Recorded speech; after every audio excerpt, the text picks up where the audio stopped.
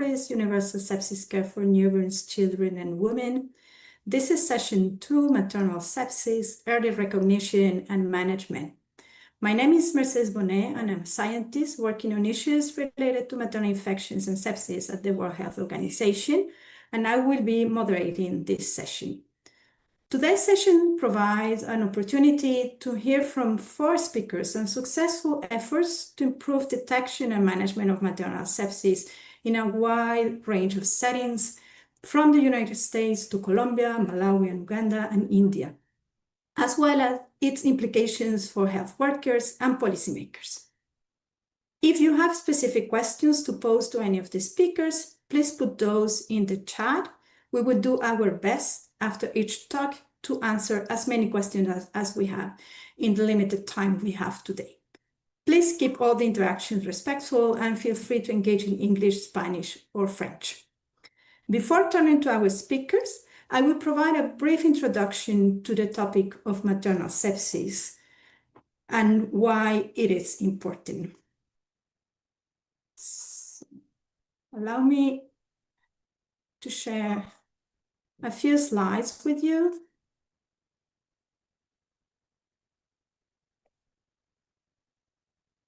And before starting the session, we wanted to put everything in context.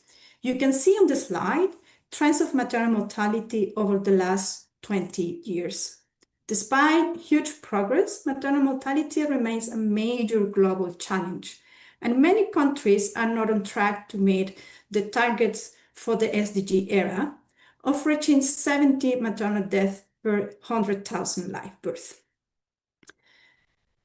There has been important reductions, 40% reduction in maternal mortality over the last 20 years, since year 2000 to 2023 at the global level. And this is also reflected across most of the regions. However, the global maternal mortality rate remains high. It's 197 deaths per 1,000 live births. This represents over 260,000 maternal deaths every year. This is a death every 2 minutes in any part of the world.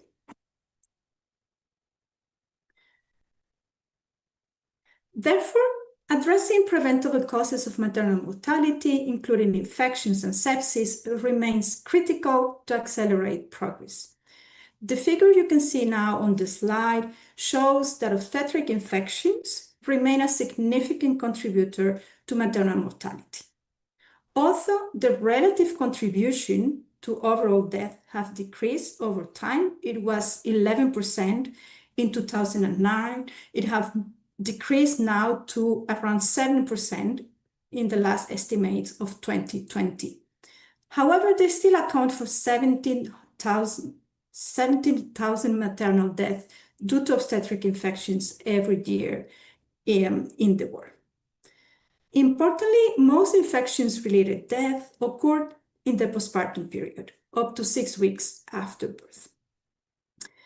I wanted to highlight that for estimate purposes, these numbers include only obstetric infections such as endometritis or infections after cesarean section. But we know that the burden of infections in maternal mortality is higher.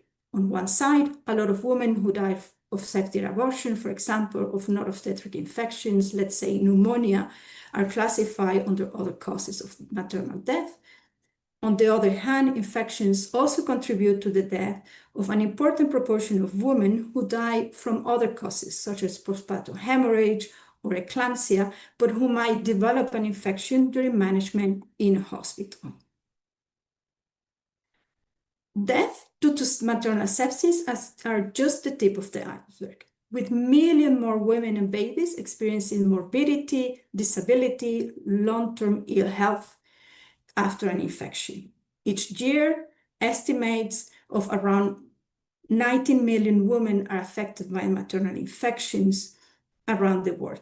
An estimated 5.7 million cases will progress to sepsis.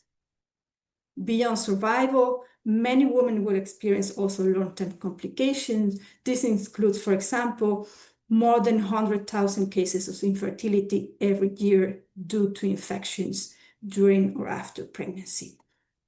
It also comes with adverse perinatal outcomes. A lot of babies born to women with infection will die before being born, so stillbirths, will be born preterm, develop neonatal sepsis, or died after birth. When we look at the burden of maternal infections and sepsis at health facility level, the GLOS study found that 70 women would present with infection requiring hospital management for every 1,000 live births. And this is during or after pregnancy, up to 6 weeks after the end of the pregnancy. Out of this, 11 women will have severe maternal outcomes. That means they either died or almost died during pregnancy or in the 6 weeks following pregnancy due to an infection. The burden falls disproportionately on pregnant and recently pregnant women and their babies living in low-resource settings. These are not abstract numbers. They reflect huge gaps in quality of care.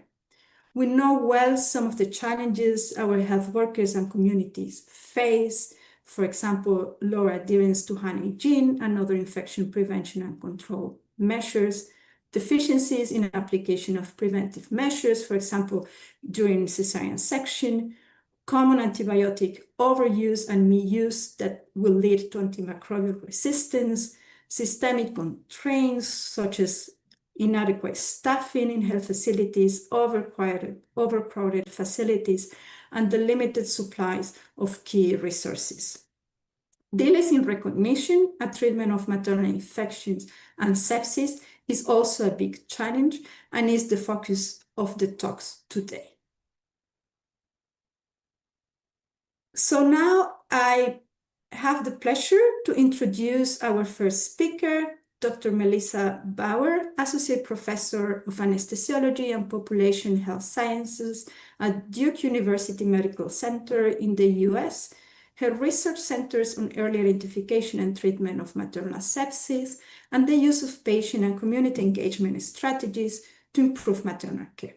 She has led a statewide implementation efforts of the Maternal Sepsis Safety Bundle in Michigan. Her talk is entitled Maternal Sepsis Safety Bundle. Over to you, Melissa. Thank you and good morning. I'm honored to be here today to present about the Maternal Sepsis Safety Bundle and our experience in California and Michigan. California was led by Elliott Maine, and I helped lead the implementation in Michigan. Much of this work is funded by the NIH, but my presentation here does not necessarily reflect the views of NIH, and I have no conflicts to disclose. Sepsis remains a leading cause of maternal death in the United States. Since 1987, when the Centers for Disease Control and Prevention began tracking causes of maternal death, there's been no noticeable improvement. Nationally and in state maternal mortality reviews, there are 3 major delays that lead to maternal deaths from sepsis, and those are delays in recognition, and that is at the level of the provider in recognizing the signs of illness, but also at the level of the patient. And we need to do more to educate patients about signs of when to seek care. Many of them died at home or presented very late to care. Additionally, delays in treatment, which usually centers on delays in antibiotic treatment, and then delays in escalation of care where there was failure to recognize the signs and symptoms of critical illness and get that patient to a higher level of care. And all of these 3 delays, it's been shown that deaths are preventable up to 86% of the time. So let's start with recognition and what we did with that for patients and providers. So with this implementation, we did recommend that hospitals share the urgent maternal warning signs. And this was a cornerstone resource of the Alliance for Innovation on Maternal Health that is originally developed by the Council for Patient Safety and Women's Healthcare. And this gives a number of signs and symptoms of all types of severe maternal morbidity, not just sepsis, to educate patients about the signs of when to seek care. It's been translated into over 90 languages, and it's a way to provide standardized patient education that's accessible to patients. Now going on to provider recognition, looking into screening systems. So even though there are risk factors for patients to develop sepsis, when we looked at this data a number of years ago, we did see that most of the patients didn't have any risk factors. So we recommended universal screening with looking at that are normally taken at regular intervals, and make sure that you use a screening tool. Some hospitals still don't have the ability to do that, but you can even have it where it's just a set of thresholds that you have on a card that they notify the provider if someone meets those criteria. And using screening tools has been shown to reduce severe maternal morbidity.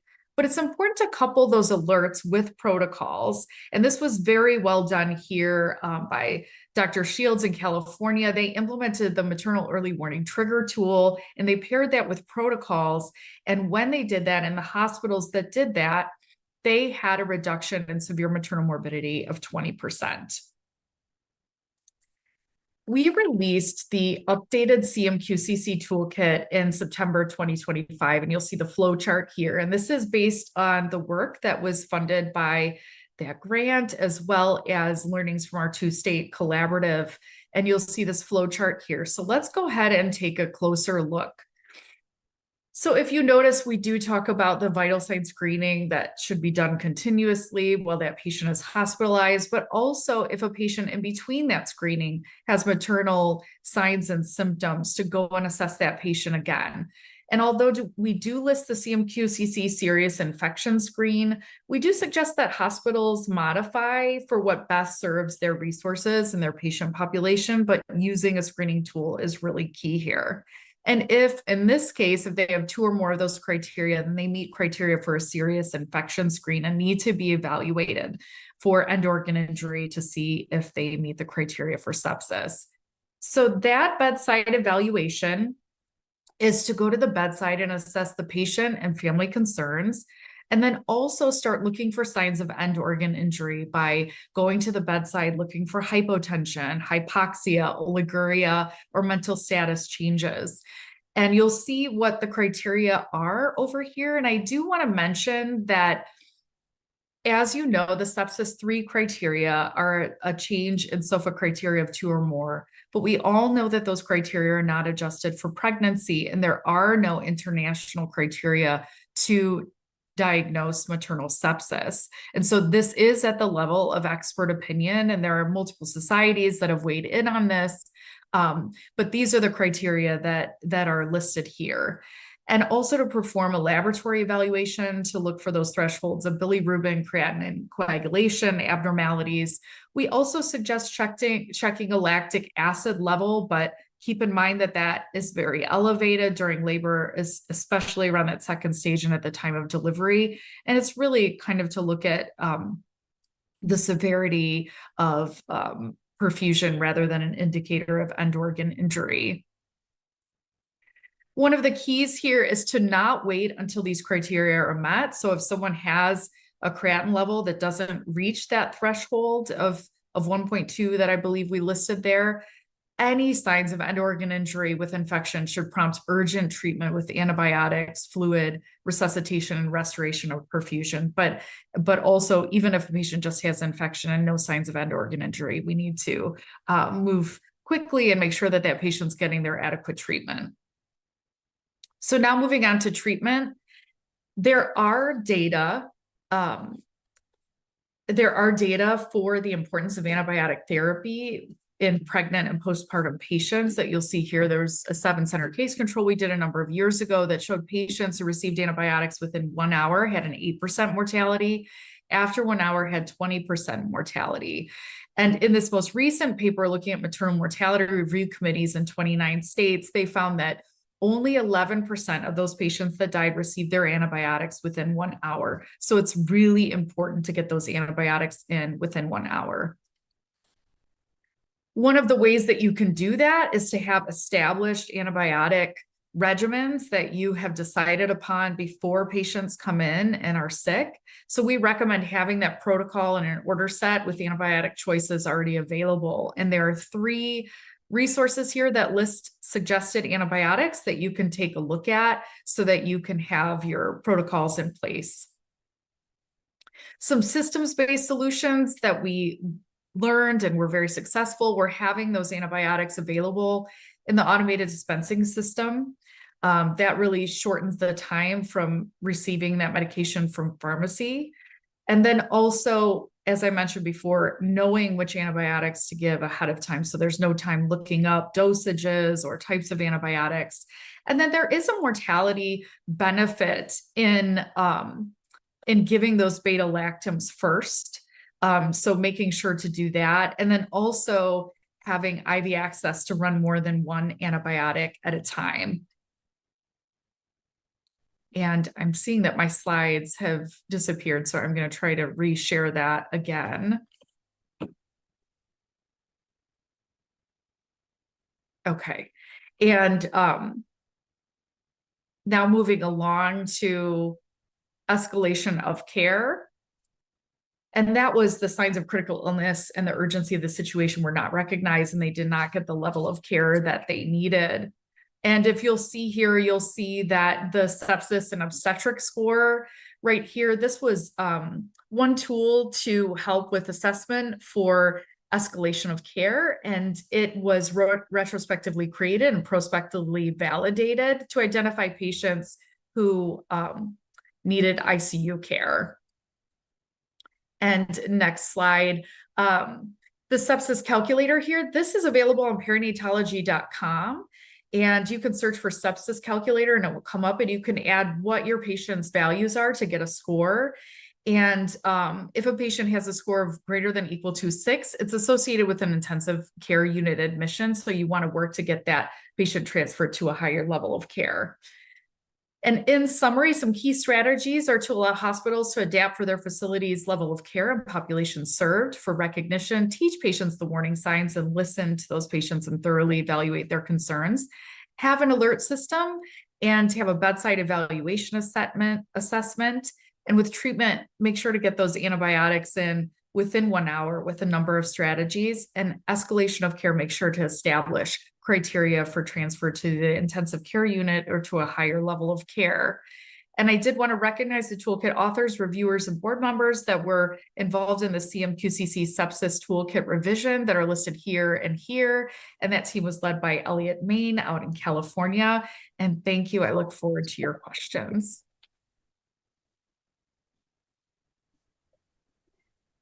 Thank you, Melissa. It was very nice to hear of your work. For participants, remember that you can pose questions to the speakers using the YouTube chat.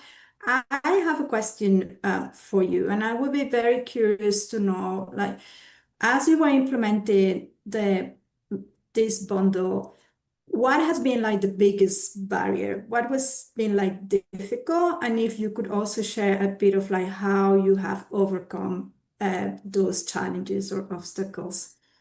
Yes, thank you. I think one of the biggest challenges was making sure that everyone has access to those warning signs and knows when to seek care. And that's a real challenge because patients usually only come into the hospital, for delivery. And so reaching out to patients before then during prenatal care and in their visits to make sure they had those warning signs was a really big key. And so our hospitals were really good at doing that and placing it in clinics. And then also just making sure to educate everyone. It's not just the patient, it's anyone who cares about them, because many patients will report to their friends and family before any type of clinician. And so you want to make sure that they know what those warning signs are, because if they don't seek care, it's really challenging to care for them. The other challenges were getting people to change practice and doing a bedside evaluation when those warning signs alerts went off, because there are a number of false positives. But we worked with our hospitals to troubleshoot that and just made sure that they understood that going and assessing the patient is really key to improving outcomes, but also just assessing the patient, they can also decide that they can just increase surveillance rather than having to do every single thing. And so that really increased compliance.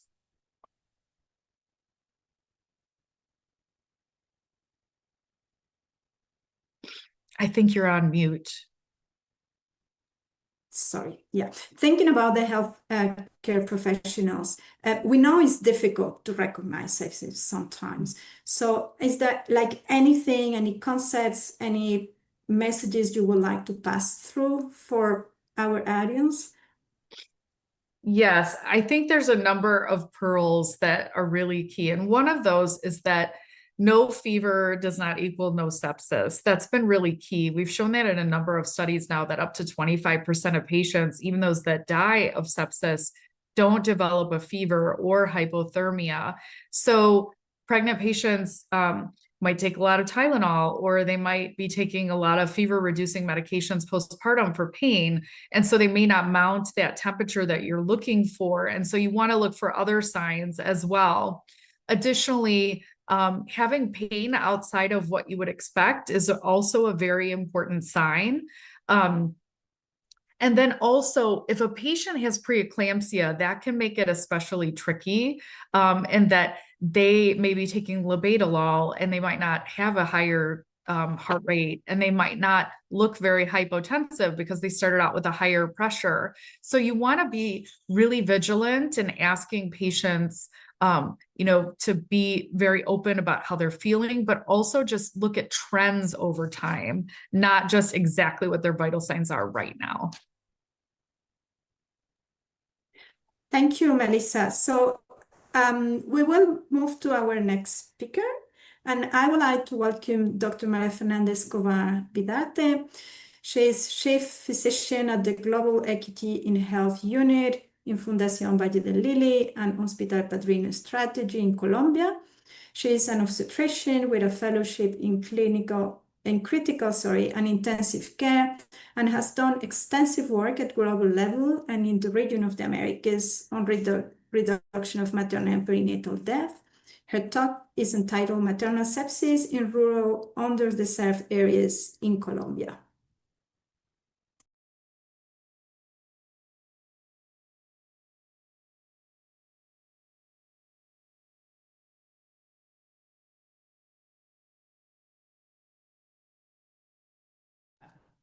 Hello. Good morning, Mercedes. Can you hear me? Yes, we can hear you very well, Maria Fernanda. You can go ahead. Yeah. Thank you very much.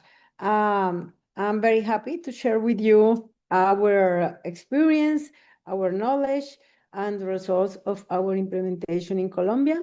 And thank you again for this invitation.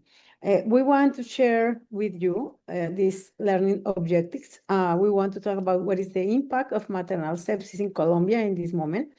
I want to explain what is the evidence that we are using for this implementation in the territories to reduce the maternal mortality associated with sepsis, and what is our experience from the evidence to the implementation with our Hospital Padrino strategy. As you know, maternal sepsis is the third cause of deaths in the world. And in Colombia, we have the same behavior. For us, and inclusive in some departments, this is the map of Colombia, we have highest maternal mortality ratio related with sepsis. In general, maternal sepsis is the third leading cause, but in this map, the red zones or the red department that is similar to states in other countries, we have big problems. The white departments is department where we don't have in this moment information because there are in the Orinoquia and Amazon zones with many difficulties to access, inclusive for the information. What is the evidence that we are using in our programs?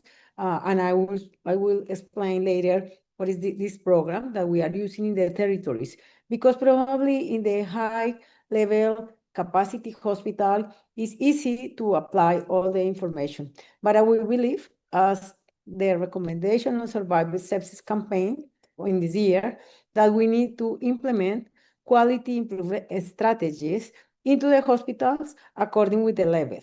We are using in this moment, 2 tools into the hospitals. And these tools are, we have many meetings before to apply the information or to apply the workshops with the general departments of health into the departments to decide that is the way that we want to use. In the implementation into the hospital, we are using the sepsis in obstetrical care bundle.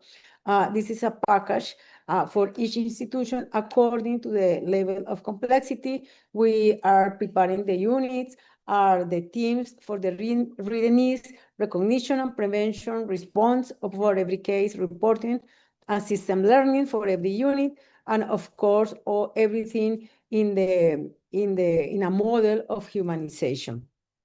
And since November of the last year, we are using the tools that is a part of this APT sepsis intervention that is on a program of active prevention and treatment, and we are doing more emphasis in this moment in the number 1 and number 2 component of this ATP sepsis, because in the prevention, in this package of guidelines to prevention and treatment of the sepsis, of the infection, we are using now many good components that probably support the first one package or bundle.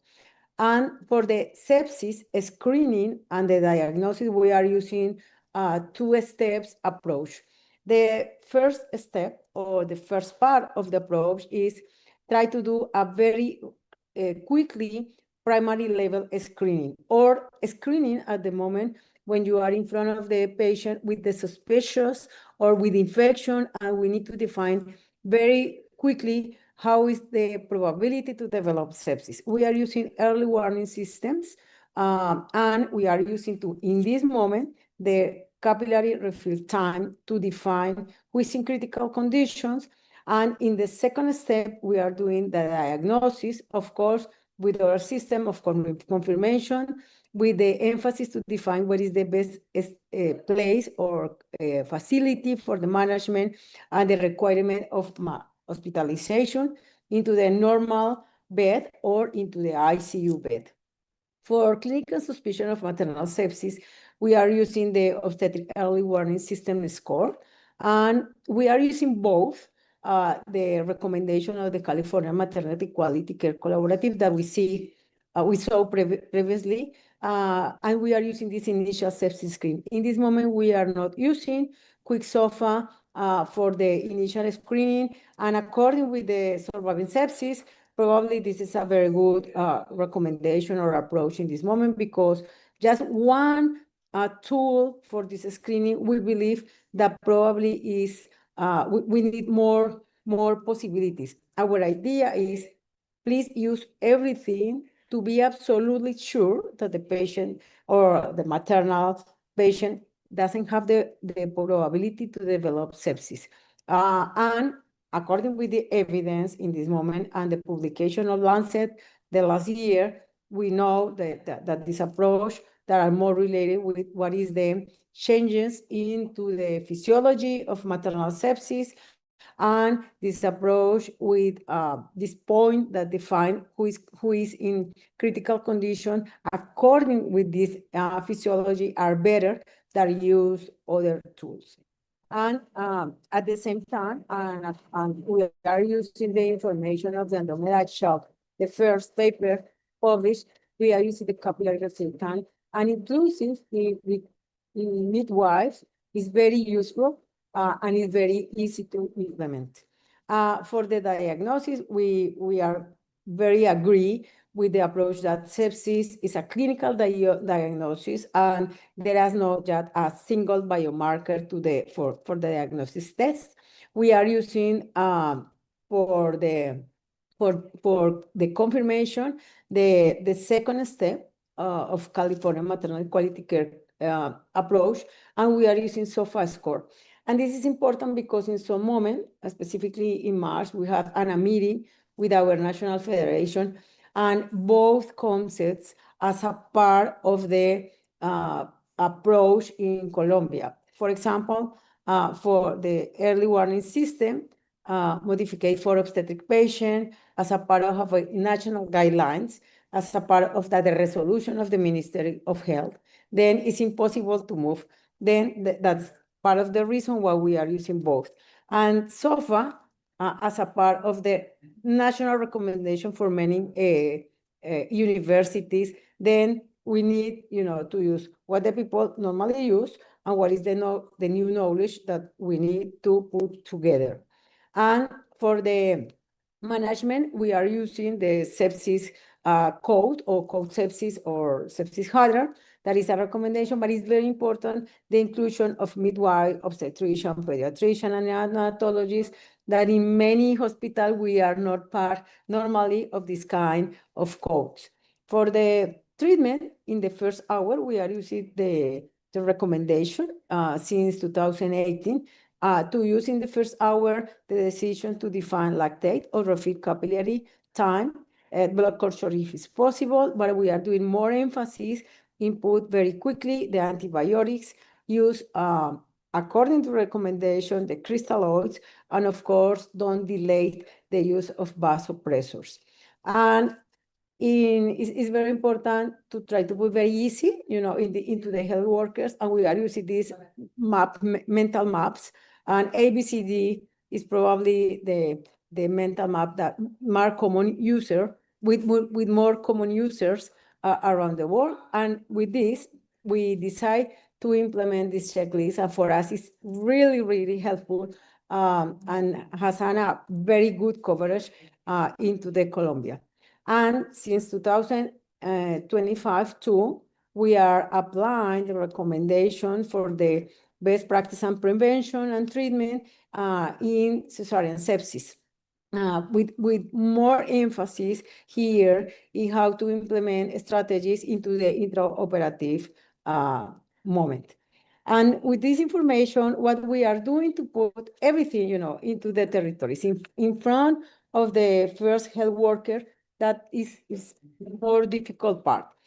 We have a beautiful program that is, the name is Hospital Padrino Strategy. The translation is some difficult because it's not Godfather, but our idea is a model of collaborative work between hospitals, where a hospital in high complexity and quality supports providers of lesser scope.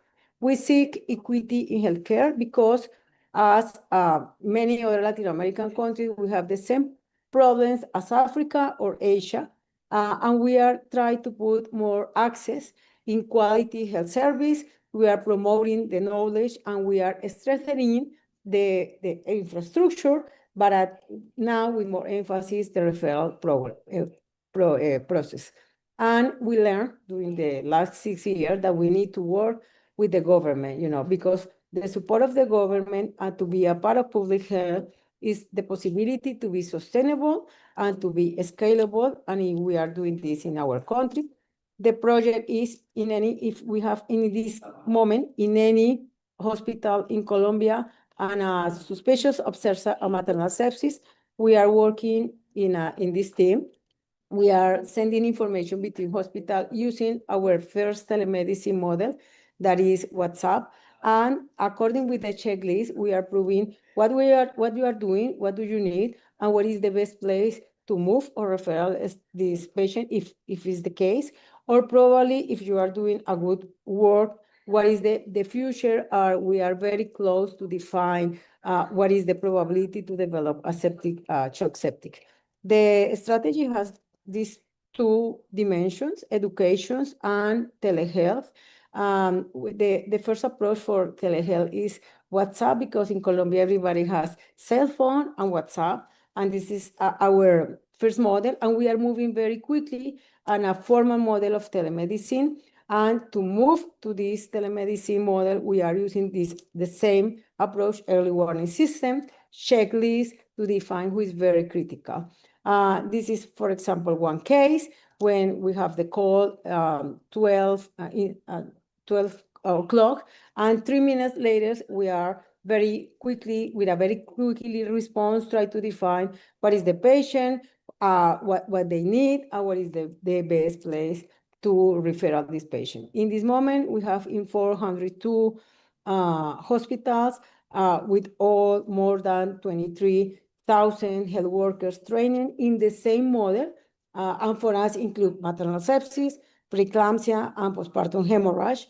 And with this approach, we has the possibility to prove, the reduction in maternal mortality ratio in our department since 78 to 12, 100,000 newborns. And we published this experience in Lancet 2 years ago. And the last year, condition hospitals in Pacific, in our Pacific area, we could prove the same results.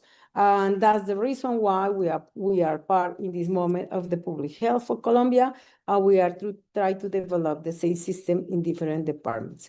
I always end my presentation with a picture of my little girl and my little boy, because they are always remember me that we need to continue to prove that the knowledge and the innovation at the same time could support more families around the world. Thank you very much. Thank you, Maria Fernanda, and thanks for sharing that beautiful experience in Colombia. For people listening, if you have questions, feel free to put those in the chat and we will be able to ask them to our speakers. In the meantime, I also wanted to hear from you of sort of like some of the challenges you have faced as you are implementing this Hospital Padrino strategy, and as you sort of like are scaling up and including more hospitals. And if you could also tell us a bit of like how you have like overcome those challenges. I think that in Latin America, but probably for me, in the world, we have a huge problem with the inequity to access in education. Example, we have this beautiful project with the ATP project and all the results in Malawi. And for us, this is great opportunity because we have the evidence and we need to implement, But in the same hospital, in this moment, there are many doctors for different schools, a different approach, and this inequity in the education programs related with obstetric emergencies and with sepsis has a huge impact in the probability to have a good results, And that's the reason why we believe in the education. We are moving now more, how to use artificial intelligence and telemedicine, teleeducation to put more information in front of the people and have the possibility to take very quickly the decisions and to identify, because if you have diagnosis of suspicious, it's easy, treatment is easy. Then we are doing more emphasis in this. And it's difficult, and we have, in Colombia, especially in this moment, that is difficult for the health system.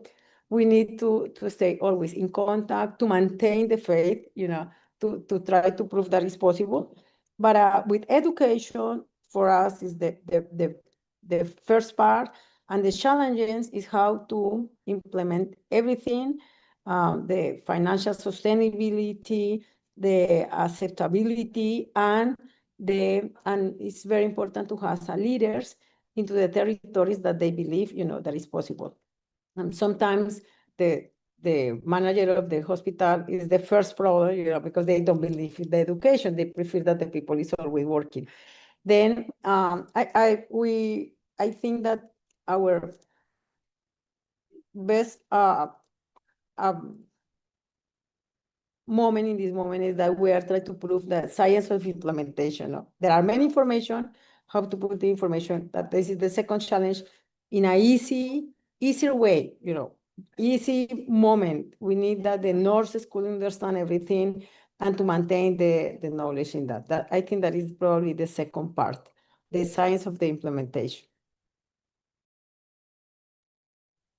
Thank you. And could you tell us more about like the support you are getting for this project? Who have you been involved, and yeah, how I guess that a lot of collaboration is going on across different levels to sort of like have this successful program in place. And we believe in the alliance.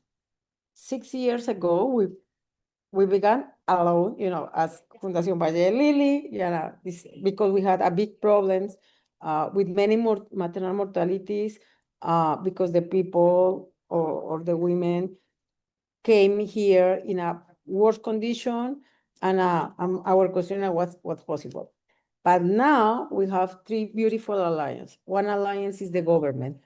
The government, for example, has the possibility to financial part of the program because there is a program of collective approach, and they are always thinking in this possibility. But in many departments, they don't know how to use, for example, this possibility.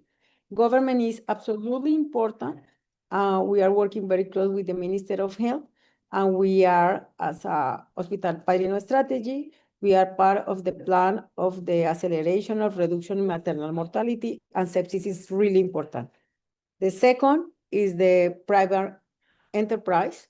They are very close, and we are convincing that this approach is more effective because we have impact.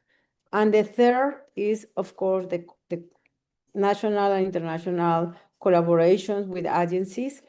We don't have many we have some agencies in Colombia in this moment, and probably as the rest of the world, then we are trying to work together to invest all the effort in the same way. And I think that is probably, there are not so many options, but if we are working together, it's better.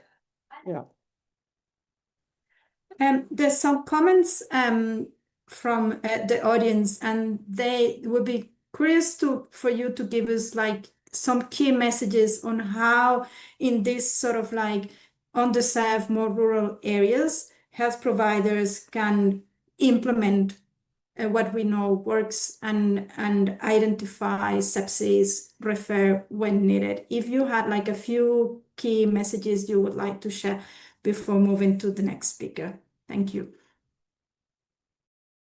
First one, identify leaders who believes and who loves this. I think this is really important.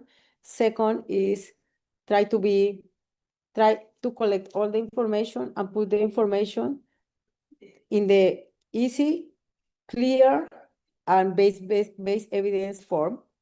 And third, you need to be in contact, because education without contact or without any support in any moment is impossible. If you are a general doctor in the middle of the jungle and you're understand and you are very nervous for the case, you need any support. And I think that the second part is really important. This is my key message. Of course, we are open. If anyone wants to contact us, we want to share what we are doing. Thank you. Thank you, Mara Fernanda. And with this, let me now introduce our next speaker, Dr. Luis Gadama. He's Associate Professor in Obstetrics and Gynecology from Kamuzu University of Health Sciences in Malawi. His research interests are in improving maternal and newborn outcomes through diagnosis, implementation research, and health system strengthening. He was the principal investigator of the sepsis trial conducted in Malawi and Uganda, and his talk is entitled Program for Improving Maternal Infection Outcomes. Over to you. No, thank you, Mercedes, and good morning, good afternoon, good evening, everyone. I believe I'm just taking on from the key message from our colleagues from Colombia. We'll just take you through our experiences in Malawi and Uganda when we introduced this program of active prevention and treatment of maternal sepsis. This actually work has been published under the theme of a multi-component intervention to improve maternal infection outcomes. So we did start off from the slide that Mercedes had shown earlier on, where we looked at the challenges and we tried to see in our setting, actually, we fit in all these challenges. One, adherence to hand hygiene is very low, and also other IPC measures as well. There's antibiotic misuse and overuse, which leads to antimicrobial resistance.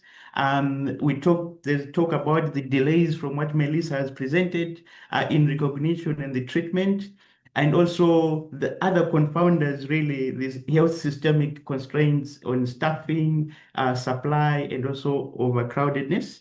So this was the rationale that we did on to come up with the sepsis program, which integrated three goals in these facilities. And one of the first goal, we're really interested to see whether the healthcare workers were adhering to the 5 moments of hand hygiene, the correct hand hygiene technique. And the second goal of our interest was actually the appropriate use of prophylactic antibiotics and treatment for suspected sepsis, but also bringing in the innovation of vaginal preparation, but also how they clean the skin prior to C-section. The last goal was looking at now sepsis detection and management. We're mostly interested in early sepsis detection, but also use of the early warning charts. And we're rolling out the first M bundle, where we're looking at the fluid intake antibiotics, identifying the source and treating it and controlling it, and possibly transferring to the next level, and also monitoring the patients we had. The approach we took, actually, this slide is one of the key slides, because learning at the end of the study, actually, that if we engage policy people at the incept or concept of the study, and also involving the hospital leadership, this then brings in the ownership, but also it gives in the oversight support that we're looking for. We then moved into facility level, where we looked through and we had identifying champions in the wards that identify these patients of ours. Mostly they were facility staff, and from this champion grouping, we made it a point that actually there's clinical, there's nursing, pharmacy, and even the patient attendance, because we could tell that for there to be a hand washing station, someone has to make sure that actually there is water, clean water, there is soap, and also if we're using the alcohol hand rubs, meaning that farmers had to make sure that there is supplies coming in. So we devised implementation tools that we shared with the facilities, and all these were mostly trying to bring in terms of the support from the materials that they meant. Now, on the champions, one of the key things we did really was to make sure that the trainings was done in a collaborative way, making sure that all the champions, irregardless of the level of training or education, they were all trained under the same roof. And we made it a point that we tailor it to accommodate even the patient attendant, and to make sure that they understand the patient flow, but also areas that will be interested in. So at each and every facility, we developed dashboards where they were visualizing the data that we were sharing with them, so that they see in terms of the successes that they had. So this just explains in terms of the materials that we had to say. Once we moved in from the leadership ownership, now it was at the champions training, where the manuals were all shared, dry runs, wet runs were used, but also we made it a point that our standard treatment guidelines is in Malawi and in Uganda. This is what we're following in making sure that actually goal number 2 and goal number 3 was adhered to. And we went down to the facility where the trainings were done at the facility, and making sure that actually we cover everyone in the maternity or in the ward that looks after these women were involved. And as we rightly say, that actually these posters and everything was adopted from the WHO, from the local in-country standard treatment guidelines, and all trained through to make sure that actually we could follow what the impact was for the program. So in the health facilities, actually, this was a two-arm parallel cluster randomized trial with a baseline of a control phase that we did between Malawi and Uganda. And the inclusion criteria for the facilities were any facility that actually has 1,500 beds per year. And if you look at the middle picture, that's the map of Malawi, where actually we took the whole part of the country with all the facilities that was of interest. And also the other far right, that's the map for Uganda. One thing to say that actually this program, we covered both public and as well as Christian health facilities. So not every facility, be in public or be it a Christian-run facility, was also adopted within the sepsis. The study outcomes, the primary outcome really was interested up from pregnancy until 42 days of life or post-pregnancy. And we're looking at infection-related mortality. The near miss is adopted from the WHO criteria, but also looked also in terms of the severe infections as guided by CDC, where we're looking at the deep surgical site infection or body cavity collections. The secondary outcomes of interest, mostly we're looking at the perinatal outcomes, which we followed, any maternal deaths, any maternal near miss. We just wanted to see the compound effect that was brought in. We were interested on the implementation outcomes, and it's good actually that our colleagues in Colombia, they already adopted our program, they're trying it in their rural setting. We're looking at the fidelity and the adoption within the facilities. So we overall, after the data collection, we had 30 intervention facilities. So meaning to say 15 in Malawi, as well as 15 in Uganda. And those were comparable to 15 control, as well as 14 control in Uganda. And the overall impact we saw actually was that there was a 32% reduction in maternal infection-related mortality or severe morbidity. So this was one of the impact studies that we've done that has shown this 32% reduction.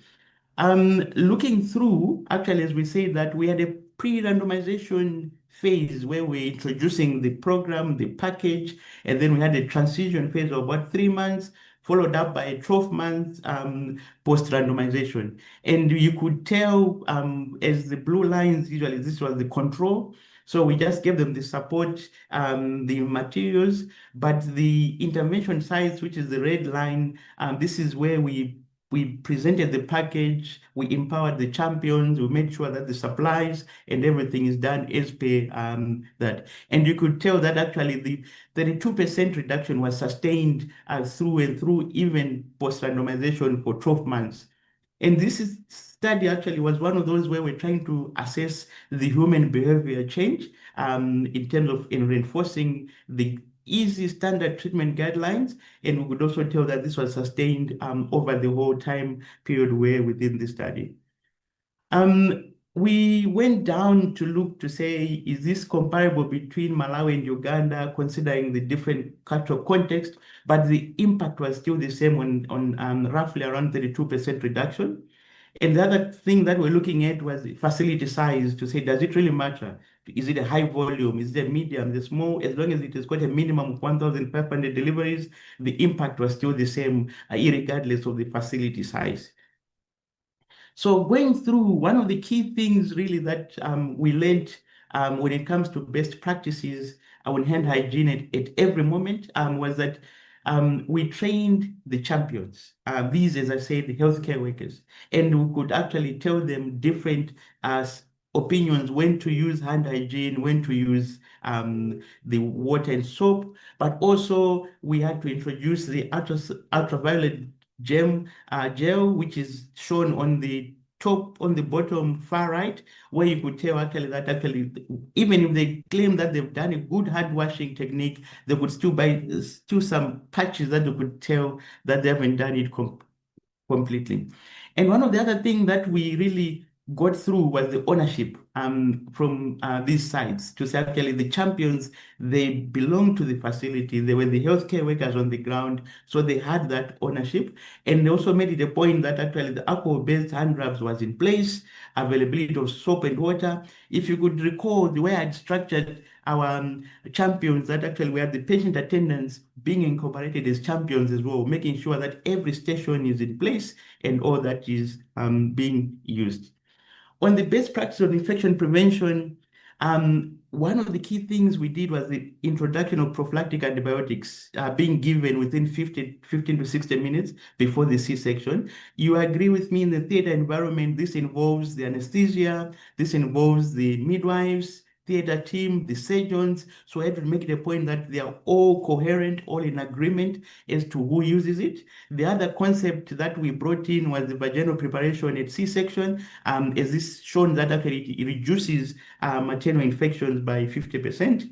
And we also enforced the use of the surgical safety checklist, and we have to customize it so that it includes vaginal preparation. Also, it includes the whole team that's in theater, and also in terms of when the prophylactic antibiotics was done. So we managed to transform the health system in these facilities, where actually in some settings, the anesthesia team were the ones involved in giving prophylactic antibiotics at C-section within the time period that was in there. We also encourage the facilities to provide or to perform some quality improvement projects in the process as well. On the best practices, once they suspect sepsis, the use of the first M bundle, we devised the early warning charts that actually could tell them color-coded, and also to tell them the steps, the algorithms to take. And the other thing of interest actually was that these early warning charts were not only for sepsis, but also they turned out to be for postpartum hemorrhage as well as for hypertension as well. Because they could check vital signs, it's on the red line, then they could do the algorithm and proceed. And it would also give them the trigger as to when to start the fluids, the antibiotics, identifying the source, now unpacking the first M bundle. So looking through, one of the key things we also brought in with this program was the data visualization per facility. They had to see in real time how they're performing in terms of the hand hygiene. We did quarterly visits, just observational, to see whether they're really documenting very well, they are doing the hand hygiene techniques that in their ward rounds, do they have any hand washing stations, but also does every clinician have the alcohol-based hand rub, and also any sources, the resources they're using to treat the treatment guidelines, and getting feedback as well from them. So the dashboards were key because they could visualize their performance over time, and you could tell that actually they were improving in most of the sectors that they had in mind. So at the end of this intervention, what we did then was then to train the control sites now to adopt the intervention. So for example, in Malawi, meaning that actually 15 interventions were during the trial. At the end, we converted the 15 control now to be adopting the program. So Malawi, the whole country, all the districts are now being involved in this. And the other thing that actually we have learned through and made the point that this is sustainable is that actually we've integrated the other big two causes. So big three causes for maternal deaths in Malawi is sepsis, postpartum hemorrhage, and hypertensive disorders, preeclampsia, eclampsia. So meaning to say now whenever we are talking about maternal morbidity and mortality, we're making sure that the abscess program is in there. We're making sure that postpartum hemorrhage is tackled. We're also making sure that actually preeclampsia, eclampsia is also taken on board as well. And we have developed policy briefs that we have shared with the senior managers at the Ministry of Health, as well as we have also made it a point that actually the pre-service training institutions, they're also converting this into their curriculum so that we should be able to say once they leave the training institutions, they're well aware in terms of the sepsis program, and they should be able to influence change when they get into the health force. So really, in conclusion, one of the key things we learned was that actually implementing this program, we reduced maternal infection-related mortality and morbidity by a third. And we could tell that this was actually consistent across Uganda and Malawi, regardless of the facility size. This has been sustained, and also actually we could tell that this is something that can be adopted as well. And looking through on the implications of this, actually we could conclude to say this is a pragmatic solution that works in low resource settings, low cost, and the key things are really to address will be on the sustainability, but also meaning to say how ready are we to scaling it up. And I believe one of the key things that we've just learned from our colleagues in Colombia is that actually they've adopted it and they're working to see whether it has any influence in their side. So thank you for joining. These are colleagues from Uganda. That actually shows the different engagement teams we had. These are colleagues in Malawi, the champions, and also involving the quarterly visits that we had. And really, I would like to acknowledge, as I'm presenting on behalf of all the partners as well as the sponsors.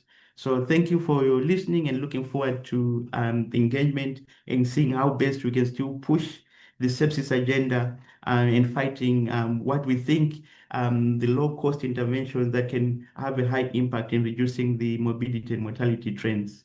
Over to you, Mercedes. Thank you, Louis, for the fantastic presentation. Towards the end, you touched into sustainability. Would you like to expand a little bit more on what is sort of like the work you are doing now with the facilities that participated in the study, but also beyond that in that sense?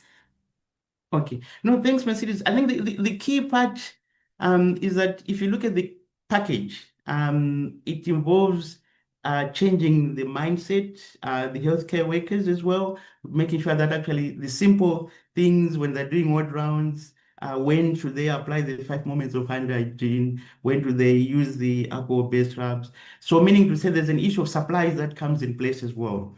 So what we have done is we have just unpacked to say for this package, what's involved is to making sure that the supplies are in place. There is the champions in place, the leadership is in there to make sure that actually they are supporting the rollout of the package across. And the other thing really is in terms of the materials, you could tell the early warning charts, meaning to say someone has to own to make sure that the early warning charts are in place.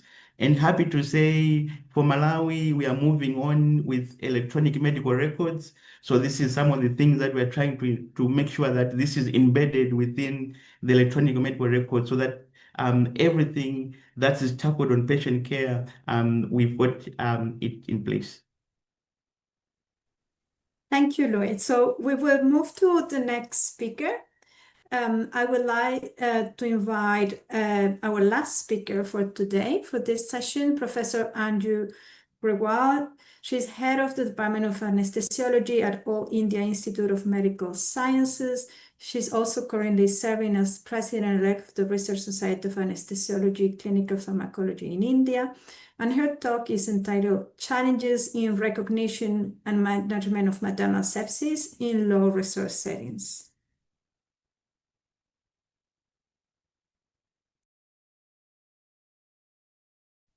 Greetings to everyone. Is my slides visible? Am I audible? Yes. Thank you so much, Mercedes, for this beautiful and generous introduction. I indeed thank the entire team for inviting me here to talk to you all on challenges in recognition and management of maternal sepsis in low resource settings. So in the next 10 minutes, I'd like to allude to, we have variable definitions, but then we'd like to allude to what the latest definitions for maternal sepsis are. We have heard from my previous very impressive speakers about the incidence of maternal sepsis in their areas, the challenges and recognition, especially as they come not only from physiological changes of pregnancy, but also with the multitude of assessment tools that we have, and they're not specific to parturients. And of course, we need to understand that there are issues with recognition as far as patients, their home caregivers or healthcare providers. And then, of course, we look at the 3 delays of care, especially in low resource setting. So if I look at the definition, of course, there has been a lot of dichotomy on the definition, but of late, WHO has come up with a definition that states that maternal sepsis is a life-threatening condition defined as organ dysfunction occurring during pregnancy, childbirth, post-abortion, or postpartum period. And all of this occurs as a result of a dysregulated host response from infection. So we have to understand that there would be some sort of infection and an organ dysfunction coming in along with that. And as we all move towards reducing this third most common cause of maternal death, which occurs after postpartum hemorrhage and hypertensive diseases of pregnancy, it is actually as high as 11% across the globe. But if I look at my own country, we actually climb up above 11%, because 11% is only the deaths that occurred straight away to diagnosed cases of sepsis, but majority of our cases of mortality that occur because of abortion are also secondary to sepsis. So the death rates in maternal sepsis across a lot of low resource portion of India and of course other parts of the globe is in the red. So we all understand that maternal sepsis and septic shock are indeed medical emergencies, as are postpartum hemorrhage and severe preeclampsia or eclampsia, and therefore they require early identification, prompt evaluation, and a protocolized interventions to improve outcomes. So what are the challenges that we are looking at? And if I look at the 3 delays that have been always looked at, which contribute to preventable maternal mortality, especially sepsis, one is delay in seeking care. If you look at our country, which is a vast geographical area, there is issues about poverty, cost of care, poor health literacy is a very, very important point that leads to lack of knowledge of warning signs. So they just keep, waiting till they actually plummet down. And then, of course, there are long distances because of the vast geography, low availability of transportation, poor roads and infrastructure in some places, especially in the rural parts of our country or in low resource areas. And therefore, that creates a huge delay in reaching in time to actually have a positive outcome on the interventions that would be delivered to them in the tertiary care center. And more often than not, when they do reach some kind of a hospital or a kind of a healthcare facility, they would be faced with a lot of issues of logistics, medical equipment, poor training of healthcare workers, and capacity for surgical and anesthesia care. So if I were to just break this down, especially for the challenges in low resource settings for early identification. One, as I say, we often confuse with physiological changes of pregnancy, which can indeed delay the identification.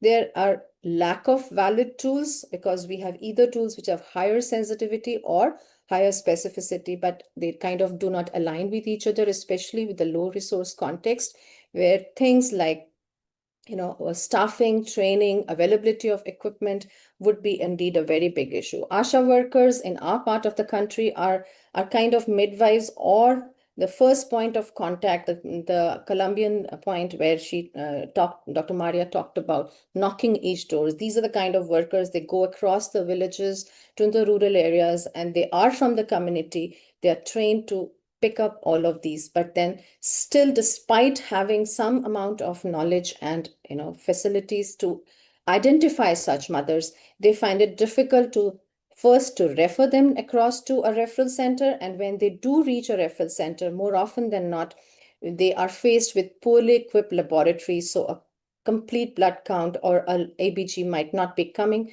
And if they do have it, and there would be issues about lack of obstetric ICUs.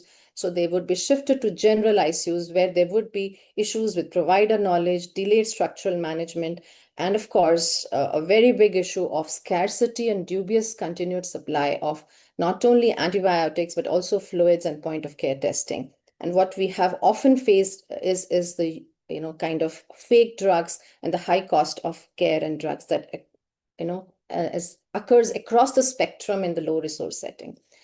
Just to kind of bring you across each of these, I'll just touch upon a few of these physiological changes we all know are kind of, they overlap with the sepsis physiology, but we need to understand that there is a sustained tachycardia, a sustained drop in the mean arterial pressures below 65, and of course, in a rising creatinine, the respiratory rates are pretty high. We need to keep our index of suspicion high and move towards screening our mothers. And then how do we choose between these? More often than not, in our low resource setting, the most easiest screening tool that is used is the Q-SOFA. But what it has been found across many collaborative research initiatives is the fact that on one end are kind of tools that have higher sensitivity, but on the other end are those who have lower specificity. So no score in this particular, wonderful WHO Global Maternal Sepsis study, where they looked at 21 early warning signs, they found that none of them demonstrated enough diagnostic accuracy to be used alone to identify sepsis. And that puts the healthcare provider in a conundrum. It kind of, they kind of get confused on what to use. But what we have to remember is that we need to perhaps combine tools that are looking at higher sensitivity and specificity. So I really like the kind of, progression that has been shown both by our Malawi as well as our Colombian speakers, where they have used Q-SOFA and followed it up with California maternal obstetric quality scores, or they have gone on to further higher scores. So perhaps using these tools alongside with clinical judgment and experience and communication with patients and their caregivers are something which is very, very important. And we really need to monitor trends, which are often lost because in low resource setting, documentation takes a big hit. So what is the way forward? I just want to reintroduce and reiterate this development of the FAST-M maternal sepsis bundle, which of course has now been adapted across a lot of low resource settings across many areas of our country, as well as other low resource settings of the Southeast Asia, where, we have kind of a bundle which incorporates early fluids, antibiotics, source identification, control, transport, and monitoring. And it is kind of a mental map for us where we use these kind of early warning scores to see what our patients trigger are. And the most beautiful part is the decision tool, where you have a red flag. Any one red flag or two amber flags is the point in time where you really need to start your FAST-M bundle. And this is something that even a rural health worker will be able to pick it up and then of course move towards FAST-M treatment bundle. And though we have a lot of such kind of bundles, what we have to understand that despite all the progress that we have made, we still struggle with having good culture media to look at our bugs. We have issues with supplies, so that at times the ABG machines are not working, so lactate measurements goes for does not come in through in time. And of course, broad spectrum antibiotics and issues of antibiotic resistance that occurs across the spectrum of the low resource settings, and indeed imaging studies, which are at times difficult to get at odd hours. So combining all of them is important, that we have to teach our healthcare providers to have a high index of suspicion and an effective non-hierarchical communication. And what I mean by that is that whenever a healthcare worker picks up a kind of a early warning sign or a danger sign, a red or an amber sign, they should be able to fearlessly escalate it to the senior obstetrician or the intensivist, so that we can indeed create a mass awareness campaign to stop sepsis at all levels. And this, of course, will need a lot of community engagement in education, as we see in our previous two excellent stories from Malawi and Colombia, utilizing a low resource diagnostic techniques, implementation of warning signs and protocols. I really love the use of the capillary refill time, a simple tool which can be used effectively by all our ASHA workers. And then, of course, leveraging our community resources to build networks which can help us follow these 10 pearls for managing maternal sepsis and preventing this preventable mortality in mothers. Thank you all for a very patient hearing. Thank you, Professor. And thanks for sort of like bringing together also messages from the previous presentations. So I'm just checking if we have specific questions from the audience, but maybe if you could expand a little bit on antibiotics. There's some comments there on how we select them, how we know we are using the appropriate regimes when we try to do sort of like a first response to potential maternal sepsis, and what we still need in low resource settings to be able to do this better. More often than not, in low resource setting, the healthcare provider does not have access to all kind of antibiotics, but then of course a broad spectrum antibiotic, especially which covers both the gram-negative, especially the gram-negative pathogens, that is something that they usually do have access to.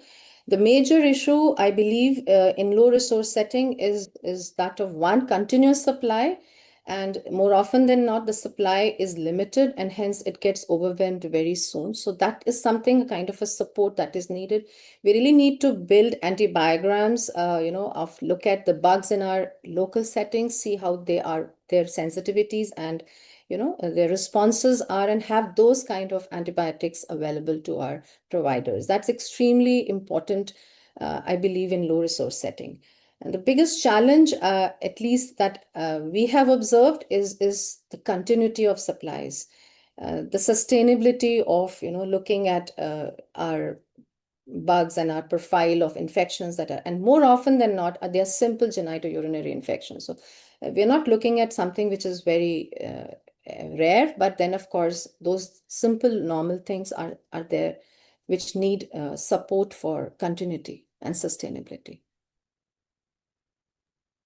I hope I answered. Thank you for those additional points. So time has come to start closing this session. And I wanted first to thank all our speakers for their very fantastic and insightful presentations. So today's conversation has reinforced several important points. The main one is that addressing maternal sepsis is essential for improving maternal and newborn health outcomes across the globe, but mainly in low resource settings.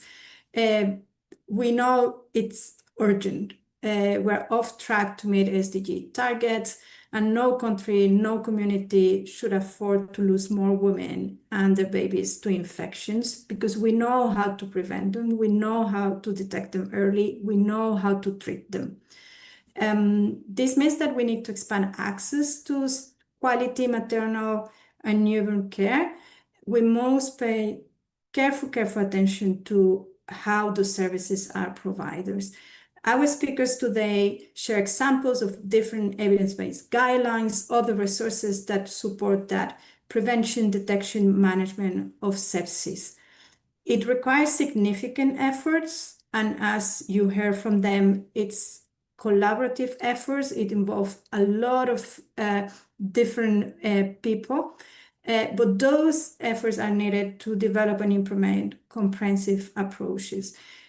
Most of the infections and all devastating consequences that come with can be prevented with quality care. Effective infection prevention and control was mentioned, adequate water, sanitation and hygiene, infrastructures, being able to do early diagnosis, using comprehensive approaches, early warning systems, being able to provide prompt treatment, having access to appropriate antibiotics quickly so they can be provided early on.